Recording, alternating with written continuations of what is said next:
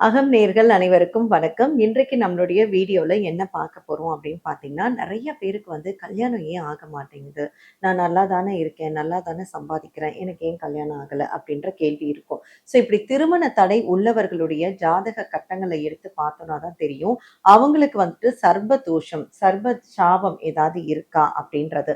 So அப்படி இருக்கு அப்படின்னா, அதற்கு முறையா எப்படி வந்து பரிகாரம் பண்றது, பூஜை பண்றது அப்படின்னு பார்த்துட்டு அத நம்ம செஞ்சு நிவர்த்தி பண்ணோம் அப்படின்னா, கண்டிப்பா இந்த சர்வ தோஷத்துல இருந்து விமோசனம் கிடைக்கும். ஸோ நெறைய பேர் வந்துட்டு இங்க பண்ணுங்க, அங்க பண்ணுங்கன்னு சொல்றாங்க.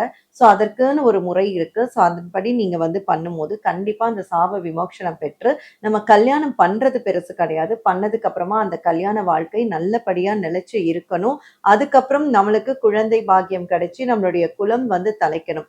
ஸோ அதுவரைக்கும் நம்ம வந்து நல்லபடியா ஒரு குடும்ப வாழ்க்கைய ரன் பண்ணணும் அப்படின்னு இருந்ததுன்னா, முதல்ல நமக்கு இருக்கக்கூடிய அந்த தோஷம் என்ன அப்படிங்கிறத பார்த்துட்டு, நம்ம வந்து பரிகாரம் செஞ்சு கல்யாணம் செய்யும்போது, நிச்சயமா உங்களுடைய வாழ்க்கை சிறப்பானதா அமையும்.